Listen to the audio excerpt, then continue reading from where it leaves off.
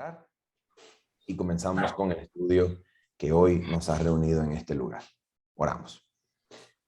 Nuestro Padre Celestial, Padre amante, bendito, santo sea tu nombre, Señor, en toda la tierra. Señor, nosotros estamos acá al frente de tu palabra y queremos abrirla para encontrar en ella la verdad que es en Cristo Jesús. Y para eso, Señor, pedimos que tu Santo Espíritu, con poder y para la gloria de Jesucristo, Señor, nosotros seamos conducidos por medio de tu Espíritu a contemplar tu palabra y a encontrar a Cristo en ella, Señor. Perdona nuestras faltas, limpia nuestros corazones y mentes y transfórmanos mediante la fe en Cristo. Te lo pedimos, Señor, en el nombre de Jesús. Amén. Amén. Muy bien, queridos hermanos. Acompáñenme, por favor, abriendo sus Biblias en el libro de Hebreos, capítulo número 13. Hebreos, capítulo número 13.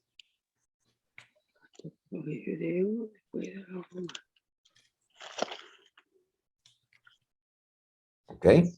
Y vamos a leer lo que desde mi punto de vista es el versículo o el pasaje más claro de lo que constituye el pacto eterno. ¿Ok? Creo que no existe un versículo más claro en toda la Biblia acerca de aquello en lo que consiste el pacto eterno y cómo éste se ejecuta. ¿Ok? Leamos entonces Hebreos capítulo número 13, versículo número 20 y 21. Mire lo que dice este pasaje. Dice así. Y el Dios de paz, que resucitó de los muertos a nuestro Señor Jesucristo, el gran pastor de las ovejas. Vamos a hacer una pausa. ¿Recuerdan ustedes la conexión existente que intentamos señalar el día de ayer entre el pacto eterno y el poder de la resurrección? ¿Cuál es la conexión que existe entre el pacto eterno y el poder de la resurrección? La conexión es que el pacto eterno establecido entre Dios el Padre y Cristo su Hijo se nos da a conocer a nosotros para que nosotros tengamos acceso por la fe al poder que salva. Y el poder que salva es poder de Dios. Y ese poder que salva es tan poderoso que es capaz de resucitar a los muertos. Y si es capaz de resucitar a los muertos, es capaz de resucitar mi vida esclava en delitos y pecados a una vida nueva en santidad a la imagen de Cristo. Esa es la conexión. A ver, ¿es capaz Dios de darme una vida santa a su imagen? ¿Será que es capaz o no? Vamos a ver. ¿Es capaz de resucitar a los muertos? Oh, sí, sí es capaz. Entonces puede darme una vida santa. ¿Ok? Esa es la conexión que existe entre el pacto eterno y el poder de la resurrección. Así que noten, por favor, que en el versículo número 20 de Hebreos capítulo 3 aparece el poder de la resurrección vinculado inmediatamente al pacto eterno. Mira cómo sigue el versículo. Y el Dios de paz que resucitó de los muertos a nuestro Señor Jesucristo, el gran pastor de las ovejas, por la sangre del pacto eterno ¿qué hace la sangre del pacto eterno? De acuerdo con este versículo, ¿qué hace? ¿Cuál es el papel de la sangre del pacto eterno? A ver, antes de responder cuál es la conexión con el siguiente versículo, pregunto, esa sangre del pacto eterno, ¿qué es lo que nos dice la Biblia en Hebreos capítulo 9, versículos 13 y 14, que ejecuta? Vamos a ver qué ejecuta esa sangre. Mira, no estamos estudiando el texto fuera del contexto, porque estamos en la misma epístola de Hebreos. Vamos a mirar lo que hace la sangre de Cristo según Hebreos capítulo 9, versículo 13 y 14. Dice la Biblia así: porque si la sangre de los toros y de los machos cabríos y las cenizas de la becerra rociadas a los inmundos santifican para la purificación de la carne, pregunto, de acuerdo con el versículo 13, ¿qué cosa era lo que lograban los ritos que simbolizaban a Cristo y su redención? ¿Qué lograban esos ritos? Con la aspersión de las cenizas de la becerra y todo esto, ¿qué lograba la sangre de los toros y de los machos cabríos?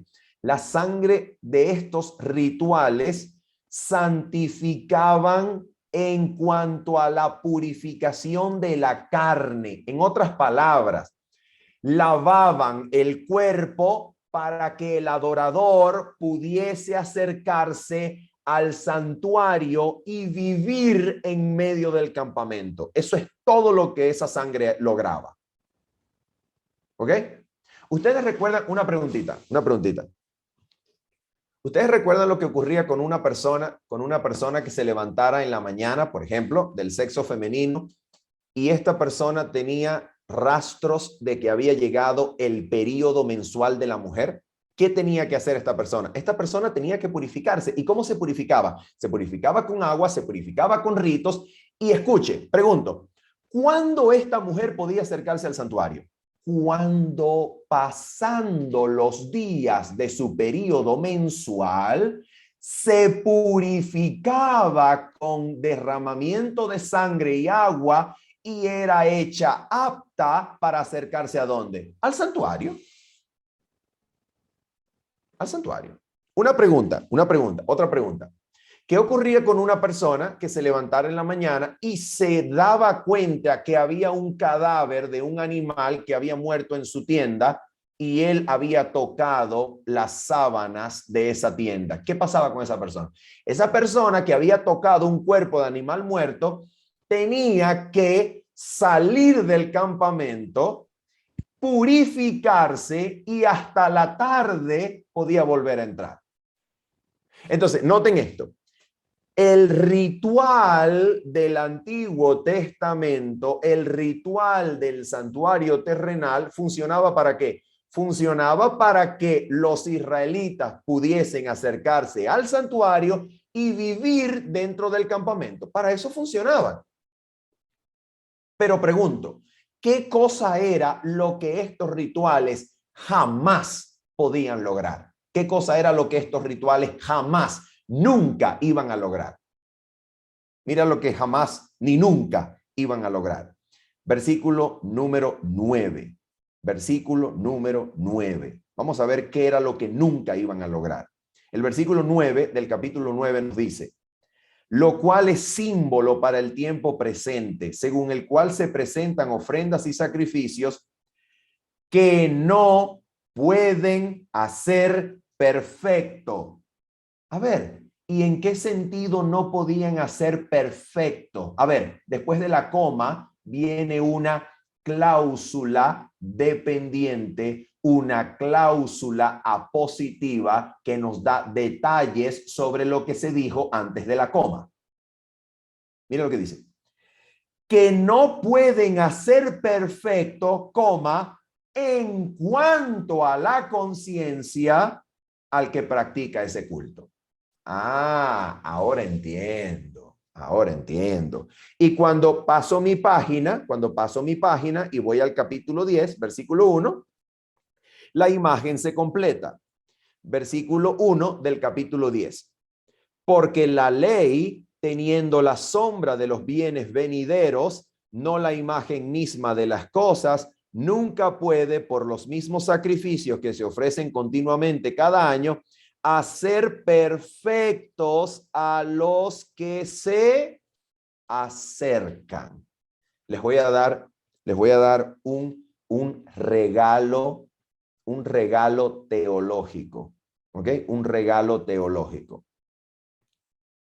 La palabra acercarse en el idioma griego es una alusión a la palabra acercarse en el idioma hebreo. La palabra acercarse en el idioma hebreo consta de 3 consonantes que forman la palabra ofrenda en hebreo. La palabra hebrea corbán o su plural, corbanot, tienen las mismas consonantes de la raíz del verbo acercarse. Entonces, lo que está diciendo el versículo es que quienes se acercaban a Dios por medio del ofrecimiento de ofrendas y sacrificios no podían hallar la perfección haciendo eso. ¿Y por qué razón no podían hallar la perfección? Porque el versículo número 9 de Hebreos capítulo 9 nos dijo que esta perfección que se refiere a una conciencia limpia no podía producirse. Y les hago una pregunta. ¿Por qué razón estos sacrificios no podían limpiar, purificar la conciencia? ¿Dónde está la evidencia de que estos sacrificios no podían purificar la conciencia? ¿Dónde está la evidencia de que estos sacrificios no limpiaban la conciencia de pecado? ¿Dónde está la evidencia? Mira la evidencia. Hebreos capítulo 10, versículo número 2. Aquí está la evidencia irrefutable del apóstol Pablo de que estos sacrificios no lograban purificar la conciencia. ¿Cuál es la evidencia irrefutable? Versículo 2. De otra manera, estos sacrificios cesarían de ofrecerse, pues los que tributan este culto, limpios una vez, no tendrían ya más conciencia de pecado. A ver, ¿qué les está diciendo el apóstol Pablo? La evidencia de que estos sacrificios no pueden limpiar la conciencia es que al año siguiente usted los tiene que volver a ofrecer. ¿Se da cuenta? Es decir, miren esto. Mira cómo funcionaba la cosa. La cosa funcionaba así.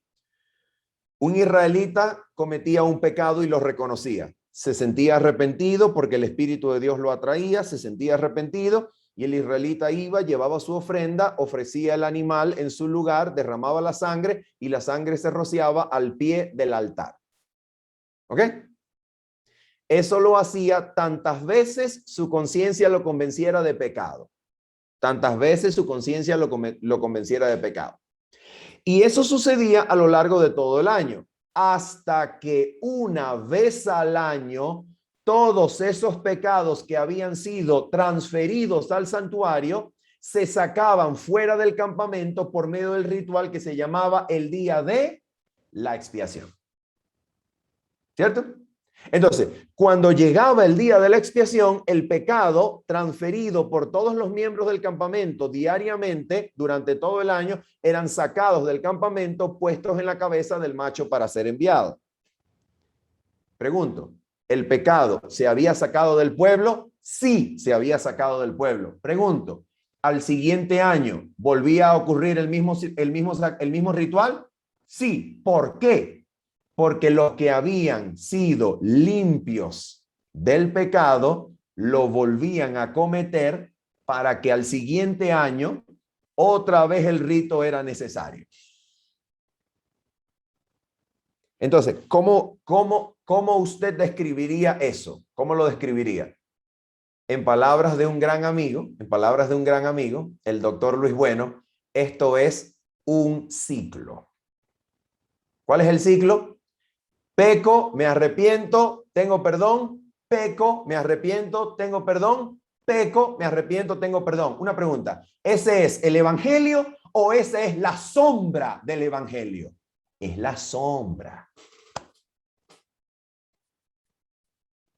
Entonces, cuando se dice el evangelio actualmente es peco, me arrepiento, peco, me arrepiento, peco, me arrepiento, peco, me arrepiento, estamos en la sombra, pero no en el poder del evangelio. ¿Se da cuenta? Esta es la sombra. Entonces, ¿cuál es la realidad? Bueno, vamos a ver la realidad. Si esta es la sombra, ¿cuál es la realidad? Recuerden que estamos analizando el papel de la sangre. ¿Recuerdan? Entonces vamos a Hebreos capítulo 9, versículo número 13 y 14. Hebreos 9, versículo 13 y 14. Ok, si esa era la sombra, ¿cuál es la realidad? Vamos a mirar la realidad. Bendito sea Dios que tenemos la realidad en Cristo. Versículo 13 y 14 de Hebreos 9 dice, porque si la sangre de los toros y de los machos cabríos y las cenizas de la becerra rociadas a los inmundos santifican para la purificación de la carne, versículo 14, cuanto más la sangre de Cristo, el cual mediante el Espíritu Eterno se ofreció a sí mismo sin mancha a Dios. Y ahora mira lo que hace. Atención. Limpiará vuestras conciencias de obras muertas para que sirváis al Dios vivo. ¡Oh, qué maravilla! Cuánto poder, cuánta gloria de Cristo que alcanza lo que la sombra no pudo alcanzar. A ver, ¿qué es lo que la sombra no podía alcanzar? El rito no podía cambiar la mente, la conciencia de los adoradores. El rito podía purificar para que los adoradores siguieran practicando ese culto dentro del campamento, pero el rito no podía alcanzar la mente para limpiarla. Atención. ¿Y para qué la mente es limpiada? ¿Para qué la conciencia es limpiada según el versículo 14? ¿Para qué? Para que sirváis al Dios vivo. Y ese servicio al Dios vivo son los frutos de justicia que encontramos en Romanos capítulo 6, que es el servicio que Dios espera de nosotros. Entonces, noten esto, por favor. La sangre de Cristo, atención con lo que hace. La sangre de Cristo limpia la conciencia de obras muertas. ¿Eso significa qué? Eso significa perdón total de los pecados y limpia la conciencia para que sirváis al Dios vivo. ¿Qué significa eso? Que la sangre que perdona el pecado habilita para que podamos prestar servicio a Dios. ¿Ok? Entonces, esa sangre que limpia renueva la mente a la imagen de Dios. Esa sangre que borra el pecado crea un nuevo corazón. ¿Se da cuenta? A ver, una pregunta. ¿Ustedes creen que si este es el evangelio, ustedes creen que podamos hallar otros pasajes en el Nuevo Testamento que digan, hermano, la sangre borra y limpia? La sangre, ¿sí? Mira esto. Deja un dedo en Hebreos 9, por favor, y acompáñame a Primera de Juan, ¿ok? Mira esto. Mira lo que hace Primera de Juan. Escucha esto. Versículo número 7. Primera de Juan, capítulo 1, versículo número 7. Mira lo que dice. Vamos a leer desde el 5. Desde el 5 que es el contexto completo. Primera de Juan, capítulo 1, versículo 5 en adelante. Dice así. Este es el mensaje que hemos oído de él y os anunciamos. Mira, les voy a decir una cosa. Sea lo que sea que usted y yo pensemos del evangelio, jamás va a tener suficiente peso a que lo diga uno que lo escuchó de parte del mismo Cristo. Y esto es lo que Juan nos está diciendo. Juan nos está diciendo, señores, miren, lo que yo les voy a decir es lo que yo escuché. Y este es el mensaje que nosotros oímos de él. Así que el hombre tiene razón en lo que dice. Escucha esto. Dice, este es el mensaje que hemos oído de él y os anunciamos. 2 puntos. Mira el mensaje, mira el mensaje. Dios es luz y no hay ninguna tinieblas en él. Pregunto, ¿qué significa eso? Que el carácter de Dios es sagrado, es santo y no tiene nada que ver con el pecado. ¿Ok? Eso es. Vamos a seguir leyendo. Si decimos que tenemos comunión con él y andamos en tiniebla, mentimos y no practicamos la verdad. Versículo 7. Pero si andamos en luz, como él está en luz, tenemos comunión unos con otros y la sangre de Jesucristo, su Hijo, nos limpia de todo pecado. Uy, mira qué bello, qué hermoso. Ahora mira lo que eso significa. Mira lo que significa. Si decimos que no tenemos pecado, nos engañamos a nosotros mismos y la verdad no está en nosotros. Es decir, si usted dice que usted no tiene necesidad de esa sangre, entonces usted es un justo que no es a los cuales Jesucristo vino a llamar. Porque Jesucristo vino a llamar a los pecadores que reconocen que han transgredido la ley de Dios y que necesitan ser lavados. ¿Y a quién incluye eso? A todo el mundo. A todo el mundo. Como lo va a decir Primera de Juan capítulo 2, versículo número 2. Que dice, y él es la propiciación por nuestros pecados, y no solamente por los nuestros, sino también por los de todo el mundo. ¿Se da cuenta? Entonces dice ahora el versículo número 9. Escucha esto. Si confesamos nuestros pecados, mira lo que hace. Él es fiel y justo para perdonar nuestros pecados y ¿qué? Y limpiarnos de toda maldad. ¿Se da cuenta? Este es el mensaje. Hay una fidelidad y justicia de Dios que perdona y al mismo tiempo nos limpia. ¿Ok? Este es el mensaje. Y ahora mira, vamos a mirarlo antes de regresar a Hebreos. Vamos a mirarlo en Primera de Pedro. Acompáñame allí, por favor. Primera de Pedro, capítulo número 2. Primera de Pedro, capítulo número 2. Y vamos a leer el versículo número 21 en adelante. Primera de Pedro, capítulo 2, versículo 21 en adelante. ¿Ustedes creen que Pedro también conocía el mensaje del evangelio? Oh, sí. Así como Juan, oh, sí. Así como Pablo, oh, sí. Mira lo que dice Pedro. Pedro lo conocía también. Mira esto. Primera de Pedro, capítulo 2, versículo 21 en adelante. Dice, pues para esto fuisteis llamados. A ver, ¿para qué? ¿Para qué fuimos llamados? Porque también Cristo padeció por nosotros, dejándonos ejemplo para que sigáis sus pisadas. Oh, mira, qué interesante.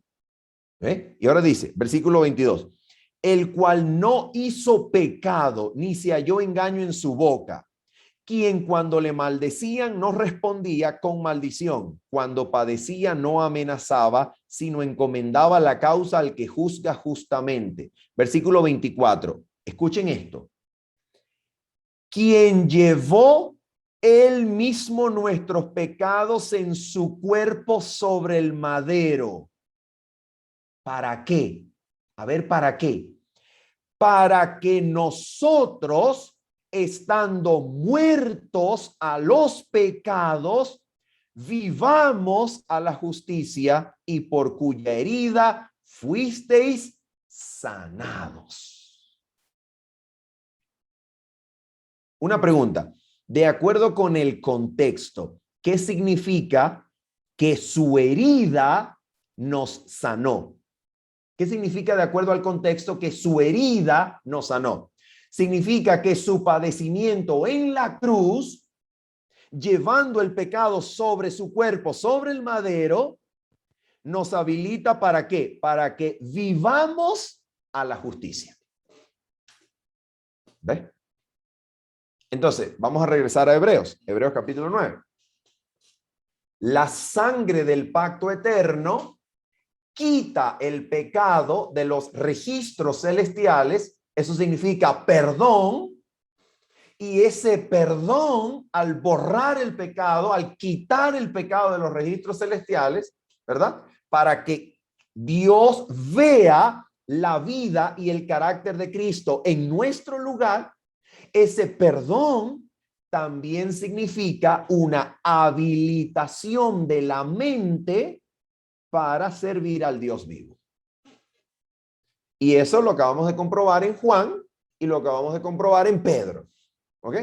Entonces esto es un mensaje que el Evangelio testifica en todo el Nuevo Testamento. Entonces, mira esto. Si esto es correcto, la conclusión del libro de Hebreos que estamos leyendo, que es Hebreos 13, 20, 21, debe decirlo con total claridad. Porque si hay algo que debe quedar claro es la conclusión. Si la conclusión no queda claro, ni el tema ni la conclusión se entiende. ¿Okay? La conclusión debe ser clara. Entonces, mire, Hebreos es un documento sumamente coherente, pero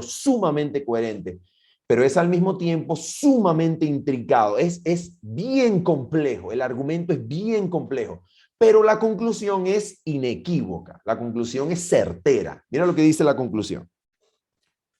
Hebreos 13, versículo 20-21. Aquí está, dice: y el Dios de paz, que resucitó de los muertos a nuestro Señor Jesucristo, el gran pastor de las ovejas, por la sangre del pacto eterno, ¿qué va a hacer? ¿Qué va a hacer esa sangre? Mira lo que hace.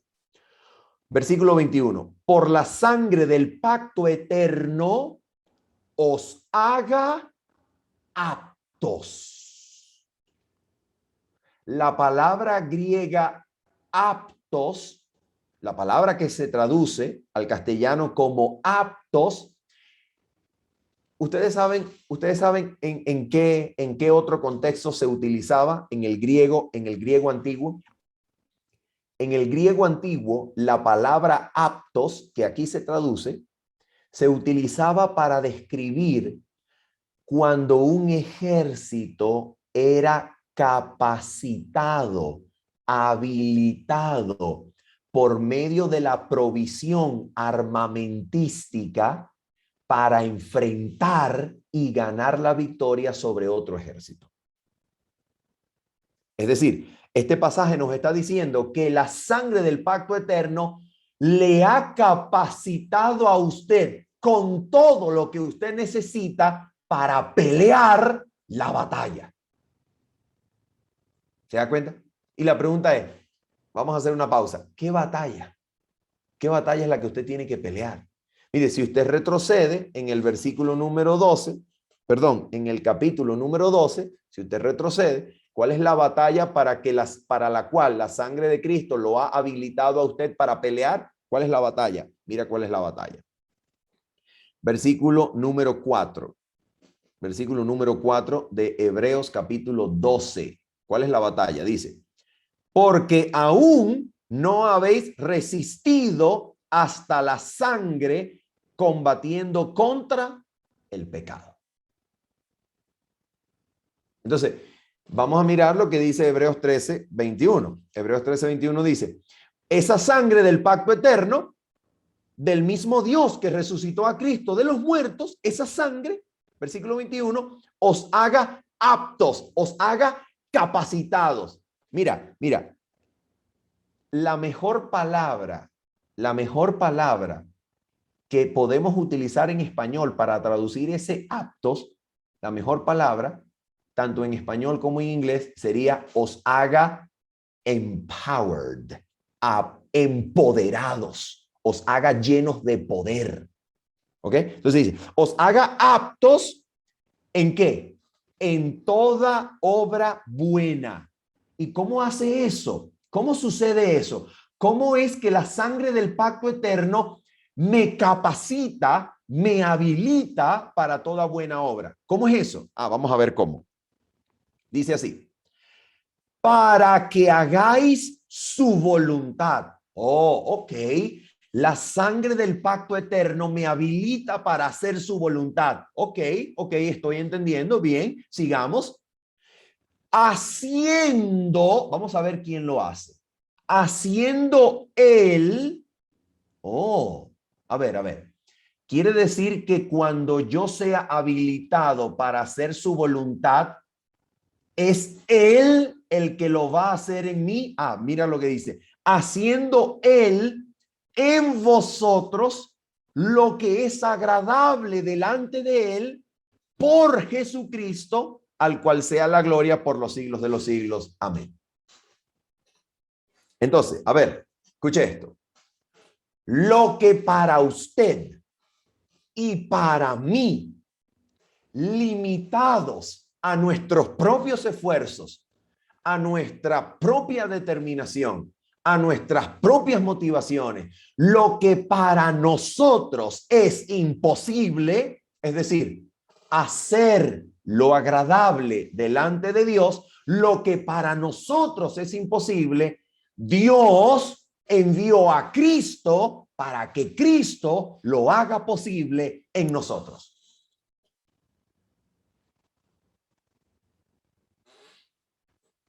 ¿Por qué les estoy diciendo que ese es el mejor resumen del pacto eterno que yo he encontrado en toda la Biblia? Ah, mira por qué. ¿Ustedes creen que el espíritu de profecía confirma la Biblia en todo punto? Sí, ¿verdad? Esto es una belleza. El espíritu de profecía, ¿cómo confirma la escritura? Una belleza. Mira esto. Les voy a compartir una página. Les voy a compartir una declaración. A ver. Mira esta declaración. Les voy a compartir acá. Regálenme un segundito mientras yo abro la aplicación. Esta declaración se encuentra, queridos hermanos, en la página 340 de Patriarcas y Profetas. Mira, yo se las voy a compartir brevemente. Patriarcas y Profetas, en la página 340, en un capítulo que usted no puede dejar de leerlo. Es un capítulo que se llama La Ley y los dos pactos. En la página 340 dice lo siguiente. Mira esto. Mira lo que dice acá. Voy a compartir la primera cita. Mira. Ok, ¿ustedes están viendo mi pantalla? ¿Sí? Están viendo la aplicación del espíritu de profecía, ¿verdad? ¿Sí? Ok, mira esto. Dice así. Mira esto. Ok, leamos juntos. Dice. Escuchen esto. Así como la Biblia, escuchen esto. Dice así. Así como la Biblia presenta dos leyes, una inmutable y eterna, la otra provisional y temporaria, así también hay dos pactos. El pacto de la gracia, ese es el pacto eterno. Escuchen esto. El pacto de la gracia se estableció primeramente con el hombre en el Edén. Escuchen esto. La palabra establecer no quiere decir que comenzó allí. Quiere decir que allí se confirmó. ¿Ok? Establecer significa confirmar. ¿Por qué razón decimos esto? Porque vamos a leer una declaración del Espíritu de Profecía más adelante que nos va a decir que el pacto eterno se fundó antes de que fuesen fundados los cimientos de la tierra. ¿Ok? Entonces mira lo que dice aquí. El pacto de la gracia se estableció primeramente con el hombre en el Edén, cuando después de la caída se dio la promesa divina de que la simiente de la mujer herirá a la serpiente en la cabeza. Eso es Génesis capítulo 3, versículo 15. Mira lo que ofrece este pacto eterno, nuevo pacto, pacto de la gracia para el hombre. Mira lo que ofrece. Dice, este pacto puso al alcance de todos los hombres, escuchen, el perdón y la ayuda de la gracia de Dios. ¿Para qué? Para obedecer en lo futuro mediante la fe en Cristo. Entonces, ¿en qué consiste este pacto? Este pacto pone al alcance del hombre perdón total, completo. Dios promete jamás volverse a acordar de nuestros pecados y pone también a nuestra disposición ayuda de gracia de Dios, la ayuda de la gracia de Dios para obedecer en lo futuro. Una pregunta. Vamos a hacer una pregunta acá. Voy a dejar de compartir y hago una pregunta. Una pregunta. ¿Ustedes creen, queridos hermanos, que si el hombre, que si el ser humano pudiese obedecer y esta obediencia fuese la parte del pacto que le corresponde al ser humano, ¿ustedes creen que el pacto lo que ponga al alcance sea precisamente el poder para obedecer y el perdón? Si el pacto lo que pone al alcance del hombre es el perdón y el poder para obedecer, entonces la obediencia no es la parte del hombre para que este pacto exista. Porque precisamente obedecer es lo que el hombre no puede hacer. Como el hombre no puede obedecer, Dios se lo promete por medio de ¿quién? Hebreos 13:21. Os haga aptos para que hagáis su voluntad, haciendo ¿quién? Él en vosotros por medio de Cristo lo que es agradable. Entonces, la obediencia a Dios es imposible para mí. Yo no puedo ir a Dios y decirle a Dios, Dios, déjame entrar en tu pacto que yo te obedezco. No. La obediencia es la promesa y que se cumple milagrosamente en mí por medio de Cristo que el pacto promete. La obediencia a Dios es la promesa del mismo pacto. Si yo puedo obedecer y la obediencia es la parte del pacto que me corresponde, eso significa que el pacto eterno dependería de mi fidelidad, pero el pacto eterno no dependerá de mi fidelidad, sino de la fidelidad de Jesucristo para con el Padre, cosa que garantiza ahora que Cristo pueda vivir en mí, y cuando Él vive en mí, Él sigue siendo fiel a su Padre y hace en mí lo que es agradable delante del Padre, cosa que yo no podía hacer.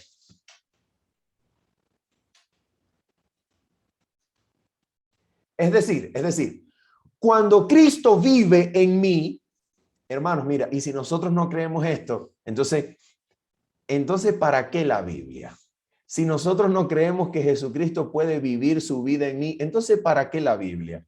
Si antes de irse en Juan capítulo 14, los discípulos le dicen a Jesús, Señor, muéstranos al Padre. Y Jesús le dice, tanto tiempo he estado con vosotros y aún no me conocéis, Felipe, el que me ha visto a mí ha visto al Padre. Y entonces Felipe le dice, Señor, Judas, no el Iscariote, le dice, ok, Señor, pero ¿cómo sabremos que te vas a manifestar a nosotros y no al mundo? Y entonces en Juan 14:23 Jesucristo responde, mira, el que me ama y guarda mi palabra, el Padre le amará y vendremos a él y haremos morada en él. Es decir, Dios promete por medio del Espíritu Santo traer la vida, la morada del Padre y del Hijo a nuestras vidas por medio de su Espíritu. Eso es lo que hace el Espíritu. Entonces, mira esto. Cuando Cristo vive su vida en mí por medio del Espíritu Santo, ¿ustedes creen que la obediencia que sale de mí, de quién es esa obediencia? No es mía, es de Cristo. ¿Ustedes creen que cuando Cristo vive su vida en mí y yo creo en Dios y me aferro a Dios con fe irremovible, imbatible? Una pregunta, esa fe por medio de la cual yo me aferro a Dios, ¿esa fe es de quién? Del que vive su vida en mí. Es la fe de Cristo. Por eso es que en Apocalipsis 14:12 se dice que los que guardan los mandamientos tienen la fe de ¿quién? La fe de Cristo, porque es que es la fe del que vive su vida en mí. Cuando Cristo vive su vida en mí, Cristo, que es la ley vivida, sigue siendo fiel a su Padre y desarrolla en mí toda obediencia por su poder, por su gracia. Como lo diría un autor hermosamente, diría así: Cristo lleva la ley en su corazón. Cuando viene a vivir su vida en mí, Él que tiene la ley en su corazón, la vive en mí. Y eso es lo que el pacto promete. Eso es lo que el pacto le promete a usted. Entonces, vamos a mirar esta otra cita. Vamos a mirar esta otra cita del Espíritu de Profecía para que usted vea que lo que nosotros estamos descubriendo en la Biblia es confirmado por el Espíritu de Profecía. Mira, vamos a leer esta cita que les voy a subrayar, les voy a resaltar acá. Mira esto. Mira lo que dice aquí. Página 340, párrafo 5 de Patriarcas y Profetas. Dice: aunque este pacto fue hecho con Adán y más tarde se les renovó a Abraham, no pudo ratificarse sino hasta la muerte de Cristo. A ver, este pacto se ratificó con la muerte de Cristo, ¿ok?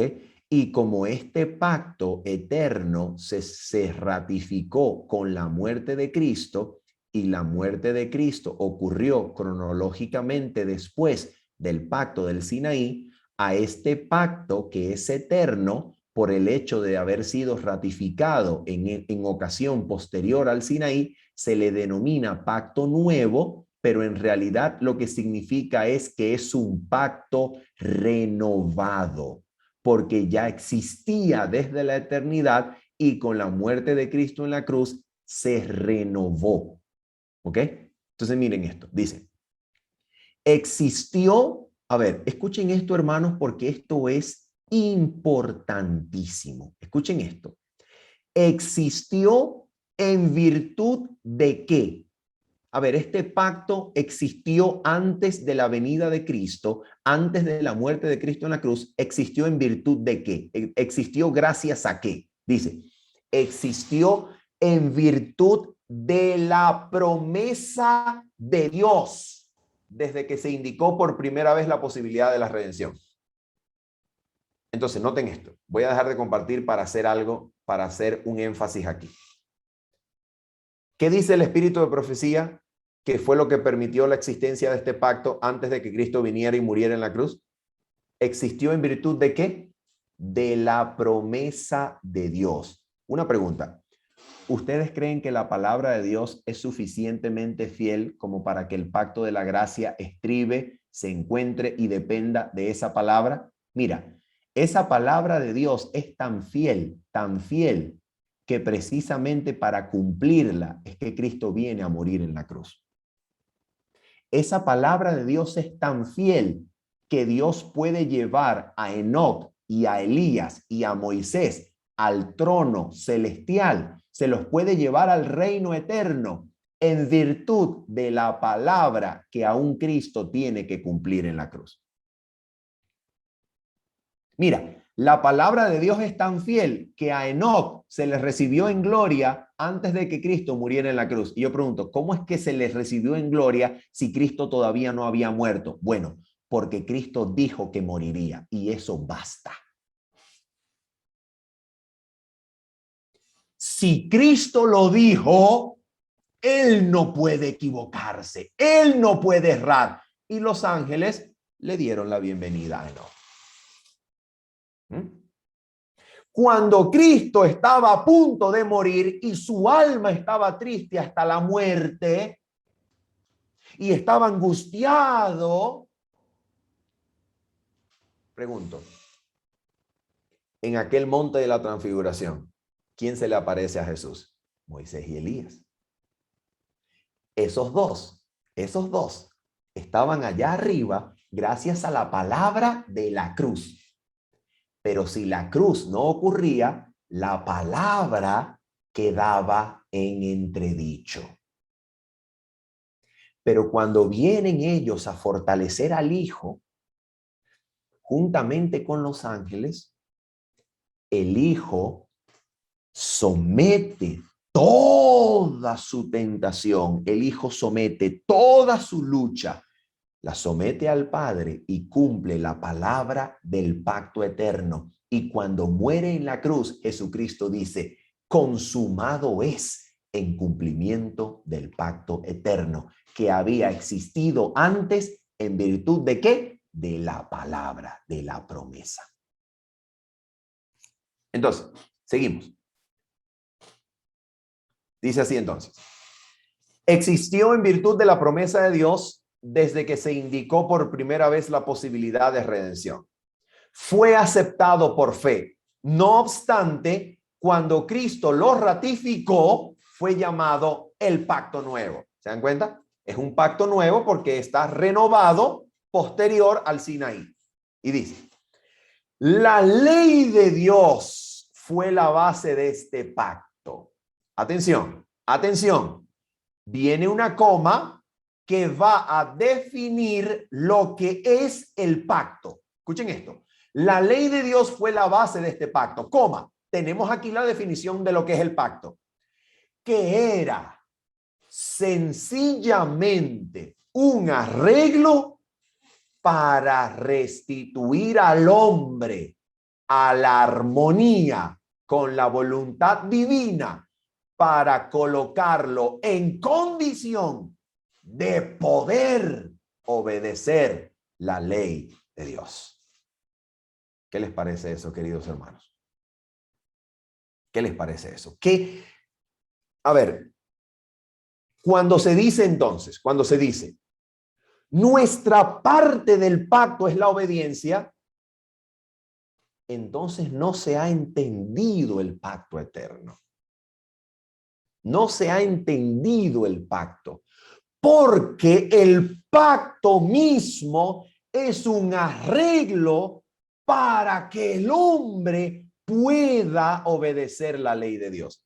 ¿Y cómo es que el hombre puede obedecer la ley de Dios? Porque la sangre del pacto eterno nos hace aptos para toda obra buena, para que hagamos su voluntad. ¿Cómo? Haciendo Él en nosotros lo que es agradable delante de sus ojos por medio de Cristo, a quien sea la gloria por los siglos de los siglos. Amén. En Venezuela nosotros tenemos una frase que usamos cuando queremos decir que alguien hace todo, lo hace todo él. ¿Ok? Y esa frase dice, esa persona se paga a sí mismo y se da también el vuelto. ¿Ok? Esa persona se paga a sí mismo y también se da el vuelto. Oh, qué interesante. Entonces, Dios, el creador, diseñador del pacto eterno, atención, es él mismo el autor de aquello que espera ver en nosotros. ¿Se da cuenta? Dios es el autor y el garante de lo que Él quiere ver en mí.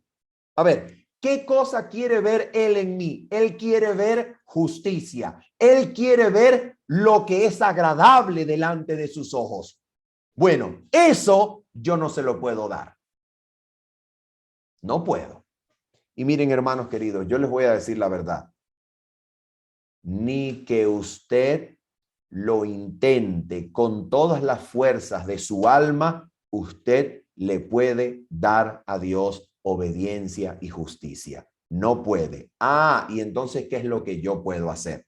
Lo que puedo hacer es creer que Él me puede hacer obediente. Lo que puedo hacer es creer que Él lo puede lograr. Lo que yo no puedo lograr, Él lo puede lograr. Y aquello que Él quiere ver en mí, Él mismo lo hace. ¿Por medio de quién? Por medio de Jesucristo, que vive su vida en mí. Entonces, Dios es el que logra lo que Él quiere ver en mí. Él quiere ver en mí el carácter de Cristo. Bueno, para eso envió a Cristo y ahora lo vuelve a enviar a mi vida personal, individual, para que Cristo, viviendo su vida en mí, refleje su carácter en mi vida. Y esa es la promesa del pacto eterno. Entonces, a ver, ¿cuál es mi parte en este pacto? Yo soy beneficiario de este pacto. Yo no soy constituyente del mismo. ¿Ok? Yo no lo constituyo. A ver, ¿por qué razón no lo constituyo? ¿Por qué razón yo no lo constituyo? ¿Por qué razón yo no formo la parte constituyente de este pacto? ¿Por qué razón no? A ver, vamos a mirar. Ok, una pregunta. ¿Es suficiente evidencia bíblica decir que el pacto es eterno para saber que nosotros no lo constituimos? Es suficiente, porque si este pacto es eterno y yo soy temporal, ahí está listo. Ya, ¿ok? Suficiente evidencia. Ahora, vamos a mirar la manera en la cual el espíritu de profecía lo confirma. Voy a compartir una cita para ustedes que se encuentra en El deseado de toda la gente. Probablemente esta sea mi cita favorita de todo el corpus literario del espíritu de profecía. Probablemente esta sea la cita que desde que yo la leí es la que más ha impactado y es la que probablemente más ha moldeado mi comprensión sobre estos asuntos. Esta declaración se encuentra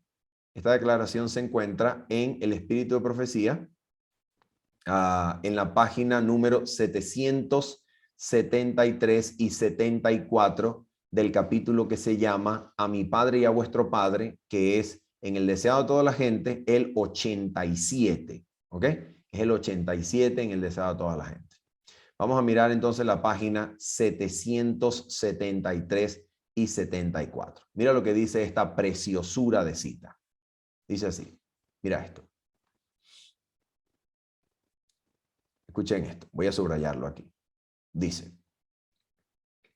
desde antes que fueran echados los cimientos de la tierra, el Padre y el Hijo se habían unido en un pacto para redimir al hombre en caso de que fuese vencido por Satanás. ¿Cuándo se creó este pacto? Se creó antes de la fundación de la tierra. ¿Quiénes son sus miembros constituyentes? El Padre y el Hijo. Alguien podría preguntar, ¿y dónde estaba el Espíritu? El Espíritu es el que lo va a ejecutar en Cristo y en nosotros. Bendito y santo Dios que hizo todo. Escuchen esto. Habían unido sus manos en un solemne compromiso de que Cristo sería fiador de la especie humana.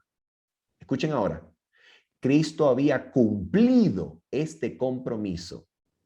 ¿Cuándo lo había cumplido y dónde tenemos la evidencia? Cuando sobre la cruz exclamó, consumado es, se dirigió ¿a quién? Al Padre. El pacto, escuche bien, por favor. El pacto había sido llevado plenamente a cabo. Ahora declara, Padre, consumado es. He hecho tu voluntad, oh Dios mío. ¿A dónde declara eso Jesús? Delante del Padre. ¿Cuándo? Cuando ascendió para sentarse en el trono de gloria. Escucha esto. Ahora declara, Padre, consumado es. He hecho tu voluntad, oh Dios mío. He completado la obra de la redención. ¿Por qué razón la obra de la redención estaba completada cuando Cristo se sentó a la diestra de Dios después de haber muerto y resucitado? ¿Por qué razón? Porque usted no puede añadirle nada a la obra de la redención. Está hecha en su favor. Solo puede creer y aceptarla y esa obra se verifica en usted con el mismo poder que se verificó en Cristo, el Espíritu Santo, el Espíritu de la resurrección. Entonces mira lo que Cristo dice aquí. Si tu justicia está satisfecha, aquellos que me has dado, quiero que donde yo estoy, ellos estén también conmigo. Ok, voy a parar acá. Voy a parar acá. Ahora les voy a pedir para terminar que usted me regale los 5 minutos de atención más concentrada que usted puede regalarme. Los 5 minutos de atención más concentrada que usted pueda regalarme para terminar en estos 5 minutos. Escuchen esto. Cuando Dios creó a Adán, ¿cierto? Cuando Dios creó a Adán, pregunto, Adán tenía, poseía, disfrutaba de vida eterna cuando fue creado? Sí, ¿verdad? Porque Adán no fue creado para morir, fue creado para vida. ¿Adán disfrutaba de vida eterna, sí o no? Sí. Pregunto, ¿Adán estaba en el cielo unido a los ángeles celestiales o todavía no? Todavía no. ¿Qué tenía que ocurrir para que Adán, que había sido creado para vida, pudiese vivir con los ángeles en las mansiones celestes de las cuales Satanás y sus ángeles habían caído? ¿Qué tenía que ocurrir con Adán y Eva para ser unidos a la familia celestial y vivir en las mansiones celestes del reino celestial? ¿Qué tenía que ocurrir con Adán y Eva? Tenían que ser victoriosos en la prueba del árbol del conocimiento del bien y del mal. Así de sencillo. Si ellos pasaban la prueba, Dios los unía al reino celestial, los hacía uno con los ángeles, vivían en las mansiones celestes y se acaba esto. Y esa era la intención de Dios para el hombre. ¿Ok? Entonces, le hago una pregunta. Cuando Adán fue creado, ¿gozaba de vida eterna? Claro. ¿Estaba todavía en el cielo? ¿Estaba en el cielo ya, unido con los ángeles, viviendo en las mansiones celestes? No. ¿Dónde vivía? En la tierra. ¿Por qué? Porque para vivir en el cielo debía soportar la prueba, vencerla, y Dios lo llevaba unido a la familia celestial. ¿Ok? Ahora mira lo que va a pasar aquí. Mira lo que va a pasar aquí.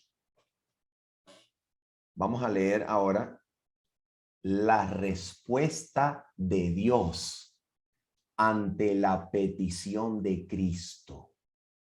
¿Cuál es la respuesta de Dios ante la petición de Cristo? A ver, vamos a mirarla. Vamos entonces a repasar cuál fue la petición de Cristo. ¿Sí? Vamos a mirar cuál fue la petición de Cristo. Escucha esto. Esta fue la petición de Cristo. Está resaltada. Escuchen. Ahora declara: Padre, consumado es. He hecho tu voluntad, oh Dios mío. He completado la obra de la redención. Si tu justicia está satisfecha, aquellos que me has dado, quiero que donde yo estoy, ellos estén también conmigo. Eso es una cita textual de Juan capítulo 17, versículo 24. ¿Ok? Ahora mira la respuesta del Padre. El Padre va a responder ante la petición de Cristo. Pregunto, ¿dónde y en qué ocasión Jesucristo está haciendo esta petición delante del Padre? Jesucristo la está haciendo delante del trono de Dios y la está haciendo en ocasión de su ascensión para sentarse en ese trono. Ahora mira esto, mira la respuesta de Dios. Esta es la respuesta. Esta es la respuesta de Dios, el Padre, ante la petición del Hijo. Leamos. Se oye entonces la voz de Dios proclamando que la justicia está satisfecha. Pregunto, ¿La justicia está satisfecha, sí o no? Esa es la declaración de Dios ante Cristo. Y lo confirma el espíritu de profecía. Y la Biblia absolutamente lo confirma. Hebreos capítulo 1, versículo 1 al 3. Dice claramente que Jesucristo, después de haber purificado nuestros pecados, se sentó a la diestra de Dios. Y ahora mira esto.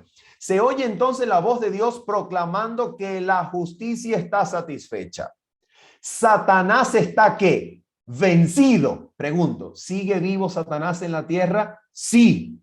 ¿Está vencido? También está vencido. ¿Pero está vivo? Sí, pero está vencido. Escucha esto. Los hijos de Cristo que trabajan y luchan en la tierra, ¿quiénes son esos? ¿Quiénes son los hijos de Cristo que trabajan y luchan en la tierra? ¿Son solamente los discípulos que se habían quedado mirando al cielo cuando Cristo ascendió en las nubes? ¿O esos hijos de Cristo incluye a todo aquel que cree en Cristo en todas las edades hasta nuestros días? Mira lo que dice. Los hijos de Cristo que trabajan y luchan en la tierra son aceptos en el amado. Les hago una pregunta. Esa frase, aceptos en el amado, ¿en dónde está en la Biblia? Voy a parar aquí. Voy a dejar de compartir para que abramos la Biblia. ¿Dónde está la frase aceptos en el amado? ¿Dónde está esa frase? ¿Usted la recuerda? Esa frase está en Efesios capítulo 1, versículo 6. Abra su Biblia ahí, pues, en Efesios capítulo 1, versículo 6. Abra su Biblia allí para ver si es correcto. A ver, dice, Efesios 1, 6. Para alabanza de la gloria de su gracia, con la cual nos hizo aceptos en el amado. Pregunto, ¿será que esta frase, aceptos en el amado, incluye a toda la humanidad? ¿Incluye a todos los que creen o incluye sencillamente a los redimidos que creen en Cristo Jesús? ¿Incluye a toda la humanidad o incluye solamente a los redimidos que creen en Cristo? ¿A quién incluye esa frase aceptos en el amado? Vamos a mirar. ¿Cómo podemos responder esta pregunta? ¿Cómo podemos responder la pregunta? Siempre es mejor mirar el contexto antes de responder un texto, ¿cierto? Vamos a mirar el contexto. ¿Qué dice el versículo 5? El versículo 5, ¿qué dice? Escuchen esto. En amor, habiéndonos predestinado para ser adoptados hijos suyos por medio de Jesucristo, según el puro afecto ¿de qué? De su voluntad. Pregunto, a ver. ¿Quiénes son predestinados para ser adoptados hijos de Dios por medio de Cristo según el puro afecto de su gracia, de su voluntad? ¿Quiénes han sido predestinados para ser adoptados hijos de Cristo? Atención con lo que les voy a decir.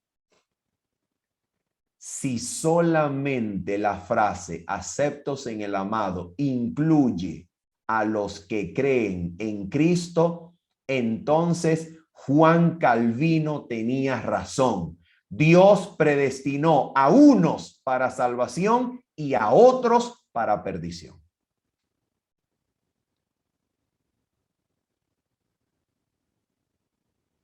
Pero si la frase aceptos en el amado incluye a toda la humanidad, entonces quiere decir que Cristo murió, resucitó, se sentó a la diestra del Padre y presentó su petición por toda la humanidad.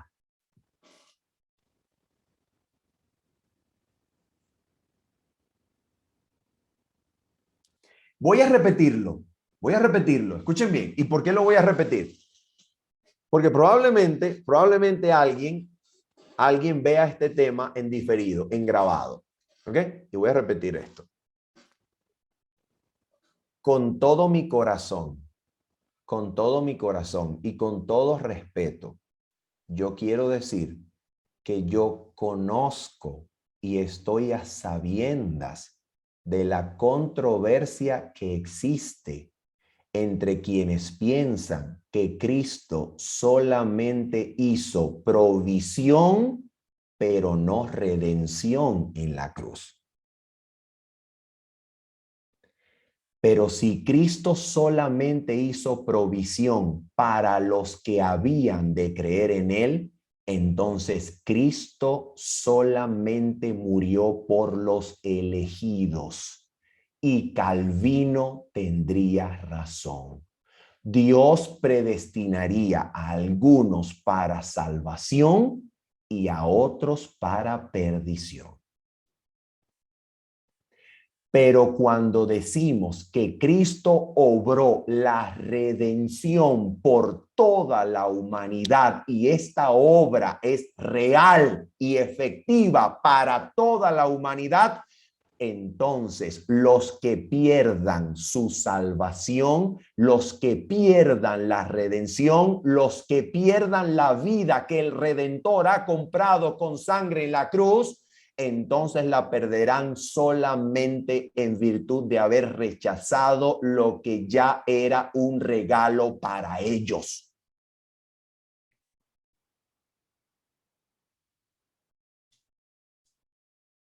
Ok, vamos a terminar aquí. Vamos a terminar. Voy a volver a compartir. Entonces, pregunto, queridos hermanos, ¿quiénes están incluidos en esta frase? Los hijos de Cristo que trabajan y luchan en la tierra son aceptos en el amado. De acuerdo al versículo número 5 de Efesios capítulo 1 y Efesios capítulo 1, versículo 6, estos dos versículos requieren, si es que no queremos caer en el error de la predestinación conforme a Juan Calvino, donde unos son predestinados para salvación y otros para perdición, requiere que esta frase incluya a toda la humanidad. Y vamos a hacer algo muy interesante, porque probablemente haya alguno acá entre nosotros que diga, no. Esta frase aceptos en el amado no puede incluir a toda la humanidad. Esta frase debe incluir solamente a los que creen en Cristo. Okay. Por amor a usted, yo voy a hacer algo muy interesante. Antes de terminar de leer esta cita, yo voy a leer una que también se encuentra en el deseado de todas las gentes, en el capítulo número 11, donde la frase aceptos en el amado vuelve a aparecer. Aquí está, capítulo 11, que se llama el bautismo, el bautismo, y vamos a leer el párrafo 3 de la página 87. Atención con esto. Mira esto. Dice aquí, y las palabras dichas a Jesús a orillas del Jordán. ¿Cuáles son las palabras que el Padre le dijo a Jesús a orillas del Jordán? Aquí están. Este es mi Hijo amado en el cual tengo contentamiento. Estas palabras abarcan a toda la humanidad. Ahora escucha esto. Dios habló a Jesús como a nuestro representante. No obstante, todos nuestros pecados y debilidades no somos desechados como inútiles. Atención, Él nos hizo aceptos en el amado. Pregunto, ¿dónde está esa frase? En Efesios 1:6. ¿Dónde dice Elena de White que esa frase se usa y a quién incluye? A toda la humanidad en el bautismo y en la ascensión de Cristo después de la cruz. Señoras y señores, Cristo logró la redención. No solamente hizo provisión para eso, la logró. La consiguió. Ahora escucha esto. Terminamos. Ahora sí. Vamos a terminar. Vámonos de nuevo al último capítulo del deseado de todas las gentes y vamos a leer la respuesta del Padre. Estamos analizando la respuesta del Padre y aquí está la respuesta del Padre. Atención. Se oye entonces la voz de Dios proclamando que la justicia está satisfecha. Satanás está vencido. Los hijos de Cristo que trabajan y luchan en la tierra son aceptos en el amado. Atención, delante de los ángeles celestiales y los representantes de los mundos que no cayeron, atención, son declarados justificados. Pregunto, ¿por qué son declarados justificados si todavía algunos de nosotros no habíamos nacido? ¿Por qué son declarados justificados? Y mira esto. Donde Él esté, allí estará su iglesia. La misericordia y la verdad se encontraron. La justicia y la paz se besaron. Los brazos del Padre rodean a su Hijo y se da la orden. Adórenlo todos los ángeles de Dios. ¿Por qué razón se da la orden? Adórenlo todos los ángeles de Dios en el contexto en el cual la humanidad en Cristo es declarada justificada. ¿Por qué se da esa orden? Porque cuando los ángeles se sientan en adoración, se arrodillan en adoración delante de Cristo, se estaban postrando delante de uno a quien nunca antes se habían postrado. ¿Cómo que nunca antes? Si Cristo era el amado del cielo, si Cristo era el Hijo eterno antes de venir a la tierra. Claro, pero ahora los ángeles se están postrando delante de uno que lleva la humanidad consigo al trono del universo. Y los ángeles, al adorarlo, aceptan a la humanidad representada en su humanidad herida con sangre. ¿Se da cuenta? Y ahora sí vamos a terminar. Escuchen bien. Oh, eso significa que cuando Jesús subió a la cruz, eso significa que cuando Jesús subió al trono celestial después de haber muerto y resucitado, eso significa que Jesucristo me salvó y yo estoy salvo ya. Una pregunta. Cuando Adán fue creado para vida, sí o no? Sí. ¿Él decidió ser creado para vida, sí o no? No. ¿Él lo recibió como un regalo? Sí. Pregunto, ¿pero ya estaba en el cielo, unido con los ángeles? No. Todavía no estaba en el cielo unido con los ángeles.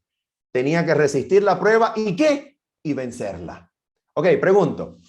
Cuando usted escucha el mensaje de Cristo, ¿Cristo ya lo ha salvado? Sí. ¿Cristo logró su redención? Sí. ¿Cristo lo dio vida? Sí. ¿Le dio vida eterna? Sí. Pregunto, ¿usted ya está en el cielo? No. ¿Y qué tiene que pasar para que usted y yo estemos en el cielo? Ah, usted tiene que ser ahora librado del pecado y vencer como Cristo la prueba. ¿Qué significa eso? ¿Qué significa eso? Que lo que Cristo logra con su muerte y resurrección y su ascensión al trono de Dios es ponerlo en el mismo lugar. Atención, Cristo lo pone en el mismo lugar donde estaba Adán antes de comer del fruto prohibido. Cristo lo devuelve al Edén y le dice, no comas, ahora te he dado poder de obedecer por medio de la cruz y de mi sangre.